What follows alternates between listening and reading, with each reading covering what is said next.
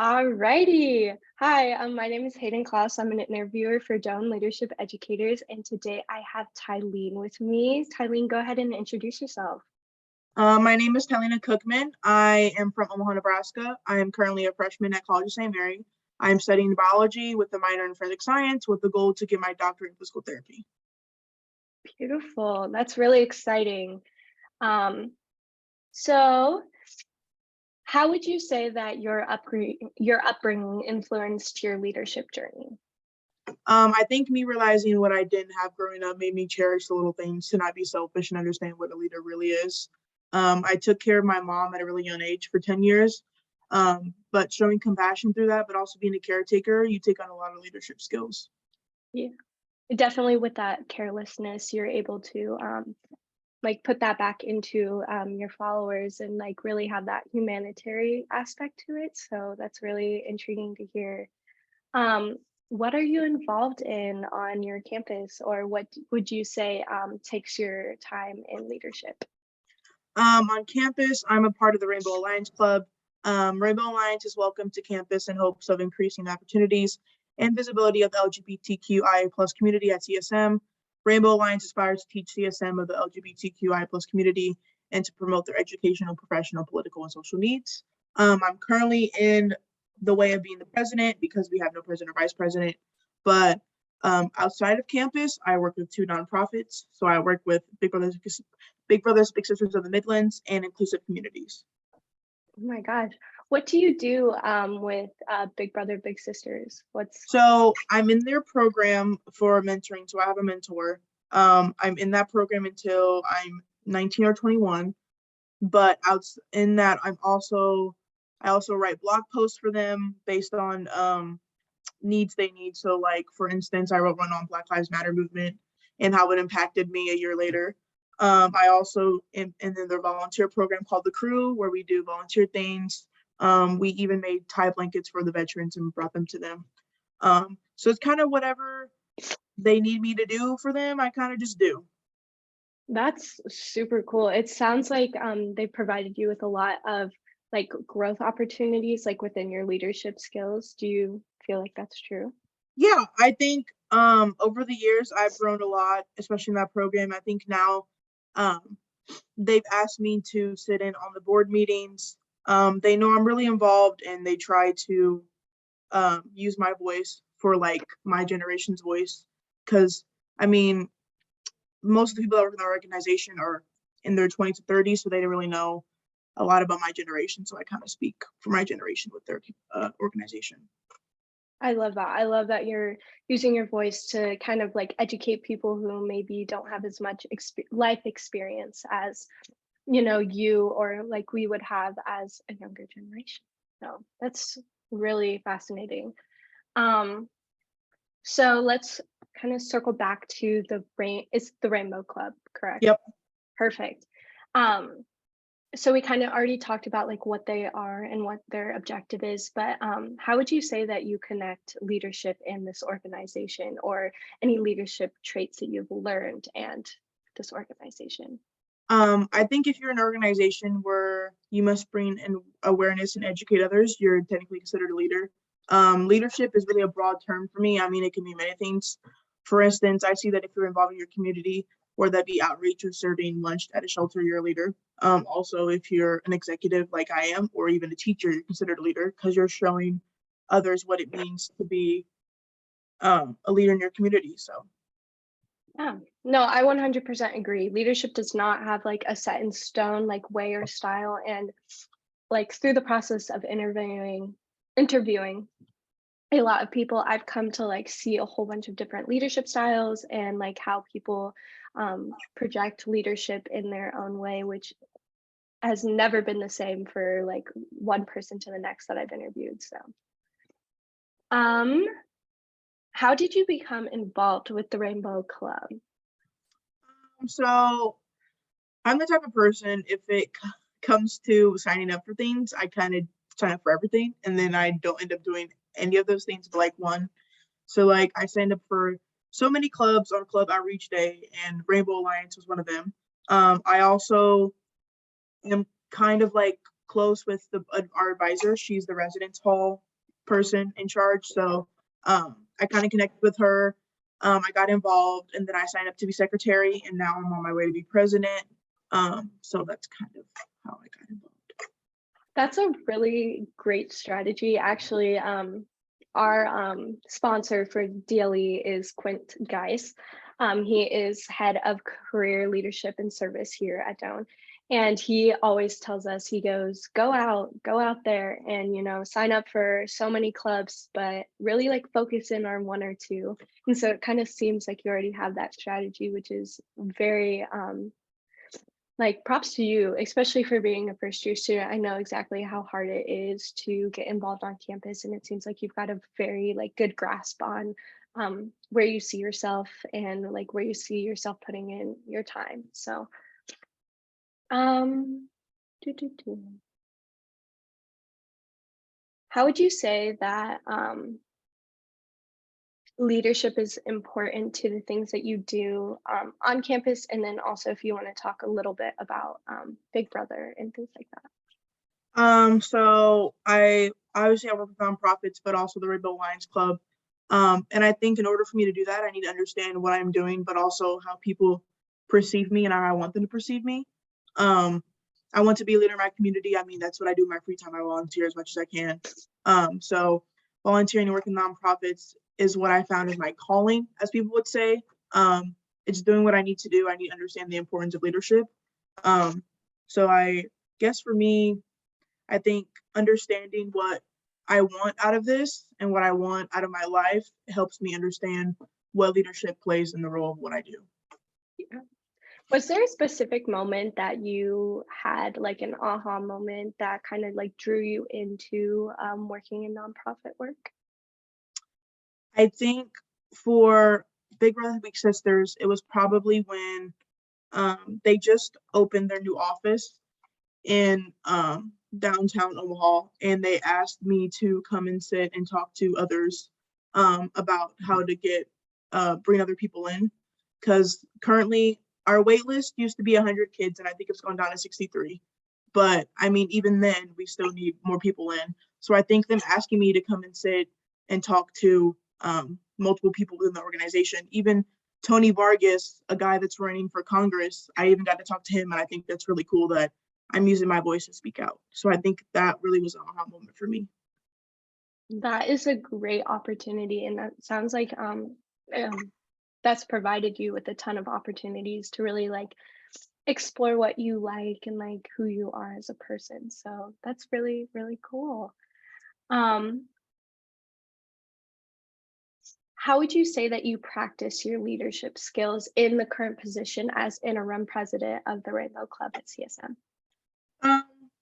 We just had our first meeting yesterday, so I can't really say much. It's been a process, but I think if you take on a job like that, you're showing that you care, but you're also interested in learning and growing. I had my first meeting yesterday, and I was so nervous, but I knew with the background of work I do in the community, but also with my facilitation training, I knew that I had it in the bag. Nice. You just mentioned facilitator training. What, where did you receive that training from, or? So for Inclusive Communities, I'm a counselor at their 4-day camp called Inclusivity, where we educate high school students on different things like discrimination, inclusion, diversity. And in order to be a counselor, you have to go through facilitation training. So I've done that with them. That is amazing, honestly. At that 4-day camp, how many students would you say that you have participating in that? So they usually choose from 3 to 4 high schools. So it ranges, it could be anywhere from as small as 25 students to as big as 60 or 50 or 70. Wow. So it just really depends on how they coordinate things. That's an incredible opportunity. Okay, I'm gonna get into more based off of you now that we kind of have a good groundwork for your background. So what would you say are the most important leadership values to you? And most important probably for me would be empathy and sympathy. I feel you must be able to understand others and other situation in order to, you know, get through life. I've always been an empathetic, sympathetic person my whole life. Not just because of me taking care of my mom from a young age, but just the things you see. It's not even the fact you have to be nice, it's the fact you can build a stronger team and a stronger base in your organization, but also you're building your motivation as long as with everyone else. It sounds a lot like you're very like connective based and you kind of want like a partnership between you and your followers, which is something that I see in my leadership values myself. So it's very nice to talk with another leader who kind of sees leadership the same way that I do. What would you say is the connection between equity and leadership? So leaders have a moral responsibility to lead equitable organizations, yet many leaders do not feel adequately prepared to confront the injustice of our system. So racism within the organization and communities. And I think, especially with me being in Rainbow Alliance, where some people don't see my community as accepting as others, I think that really helps me shape and help educate others. A thing that I like to say is, what if all students and adults who support them receive the individualized supports and scaffolds necessary to feel a sense of belonging at school or even in their workplace to achieve at higher levels and to take control of their own outcomes? That's considered equity to me. Yeah, I 100% agree. If every student is given the same base, the same attention, the same, opportunities as other students, that really allows them to flourish. And the amount of leaders that we could have on campus because somebody took that time to really develop individually every single student's like own individual interests, but not only their like interest for schooling, but their interests for community as well. Like getting that community involvement is very important, especially since you have so much community involvement. I would almost say that you're like a poster child for this because I mean, your involvement list just like kept on going. And it was really interesting to hear your background in that. But do you feel like you were given the same like opportunities like within the community as some of your peers? Yes and no. I mean, I don't want to pull the color of my skin card, but I think that also plays a big part. I think Yeah. a lot of people think that I'm not Black, that I'm just white, but I'm technically not. I'm mixed. I'm half and half. My mom was white, my dad is Black. But I think if you pull the color card, but also how you grew up card, I think it pulls a lot. I mean, I grew up in a low income household. Me and my mom lived paycheck to paycheck. We lived off of food stamps. I mean, I didn't really have much. So I think me seeing other people that I know in my life that I've learned played those leadership roles, it's kind of really helped shape me to who I am. Yeah, that's really impressive, especially because like coming from a situation that wasn't ideal, you really took that into your own hands and made your life what you wanted it to be, really, which is extremely impressive. And I am like grateful to sit here and talk to you today about like what you've done and what you've done for the community, because really it's incredibly impressive. Um, what does it mean to have an inclusive view of leadership to you? I think inclusion ties to diversity for me as well. I think they both really go good together. But I think if you're going to be a leader, you need to know how to accept everyone. You need to understand what it means to be in someone else's shoes, and that ties to inclusion. I mean, technically, we all want to be treated equally. I like to pull a quote from Logic, the rapper. He likes to say, "We should all be treated equal regardless of race, religion, color, creed, and sexual orientation." That's what I kind of believe. And I think if you have the mindset and knowledge of what inclusive and diversity looks like, you should be able to be a good leader. I 100% agree. Kind of just going off of the basis that every person in itself has value, and just because of something that is, as surface level as, like not looking, whenever you like look at someone and you have that like predisposed judgment of them, like you may be like limiting yourself to the opportunities that they can give to you, because you decided to make this first base judgment, but this person has a lot of value and can really impact your own life. And so making sure that as leaders, we look past things like that, and we recognize our own biases, and we are able to go, you know what, I'm going to push past that because this person has value, and just like really internalizing that every person has value and you shouldn't overlook someone because of a certain thing. Who would you say has influenced your leadership in your life, and why? I think throughout my life, I've had a lot of support. I've had a lot of influential people in my life, but one person would probably be one of my mentors, Candace Charmay. She has truly shown that definition of what a true leader in society looks like. I think with her owning her own business of Coaching with Candy, to even being a great mother and accepting her kids at who they are, and loving them endlessly, but also her attending different conferences and things that matter to her most, like inclusion and diversity. But I mean, also her working with nonprofits, she has shown me what a true leadership role is. Yeah. All right. Now we're going to go into a little bit of the Hanson leadership portion of, so the value that we picked for this interview was advocacy. So can you tell me a little bit of what advocacy means to you? I think for me, it ties back to having that empathy for others, but also understanding what inclusion and diversity means. I mean, when we work with nonprofits, I'm technically considered an advocate. I mean, I'm an advocate for Black Lives Matter movement, for LGBTQ plus youth, the trans community. I mean, I do a lot, but I think for me, it really ties down to understanding that people come from different backgrounds, not judging, and understanding what means most to you. And for me, that means being an advocate and making sure everybody feels welcomed and valued. Yeah, I would totally agree.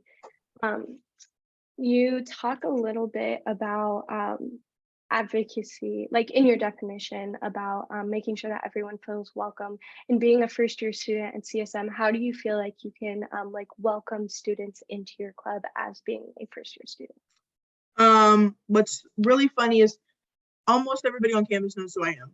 And it's not because I'm involved in a lot of things. It's really because I'm a loud in person and I like to have fun.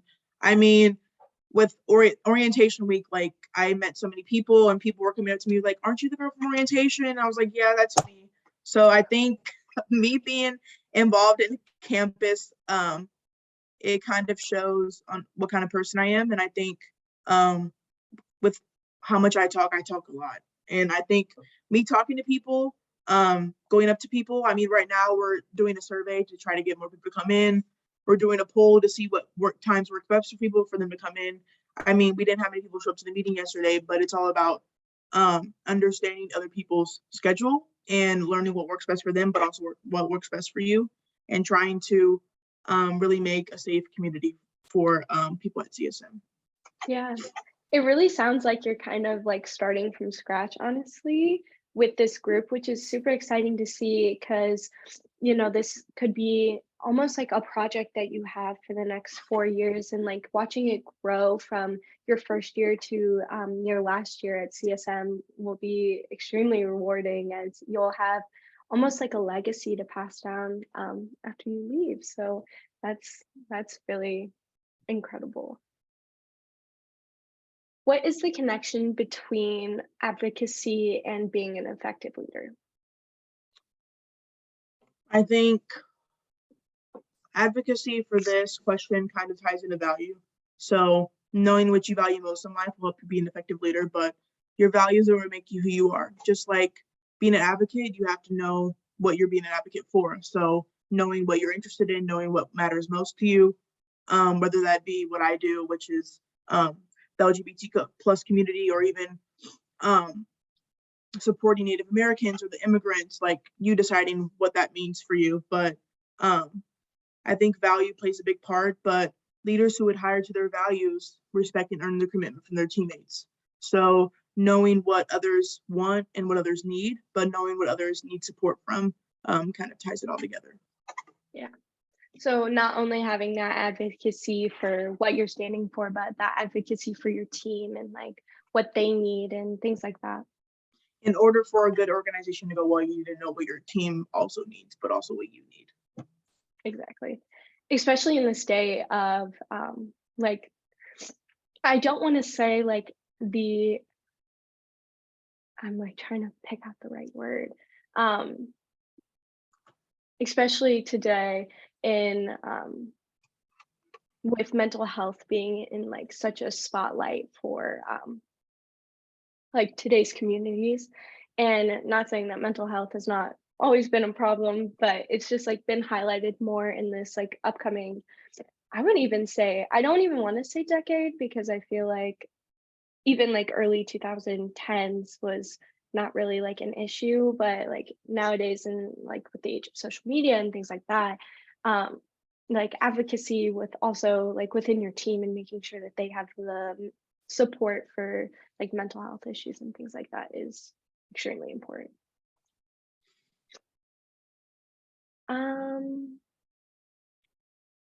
And then how would you say that you as a leader, and maybe even outside of the Rainbow Club, you embody advocacy in your leadership? I think for me, the big thing is communication. I think that gets you really anywhere in life, whether that be advocacy, you being a teacher, learning, whatever. Especially, for example, I work in campus, what used to be known as campus ministry, which is now the Office of Spirituality, Service and Social Justice. And what my work study boss does is she talks to people throughout the day. So I think me seeing her do that kind of shows me also what I can do more. I mean, I hardly see her. Like yesterday, I hardly seen her. Like we also have like president nominations going on at CSM right now, so people are just talking to each other, you know, and me seeing people really connect with other people with not even knowing who you are, kind of shows and what I need to do to embody advocacy in my leadership. But I think for me right now, it's just being involved. I think being involved plays a huge part, and I think that's what I'm doing right now, which is a great start to what I need to get to. Yeah, do you feel like there's a high level of like involvement amongst the students on your campus? I think I was having a conversation with my friend, and we think that some things need to be advertised more on campus. But Yeah. overall, I've seen from the start of the school year to now, people are involved in more things. Like I hardly see half of my friends. I really do. Like some of them are involved in CAB, which is like student activity board, and they make events. Some of them are involved in student council. I mean, I think a lot starting from beginning of the school year to now, I've seen growth in how much people are involved on campus. Yeah.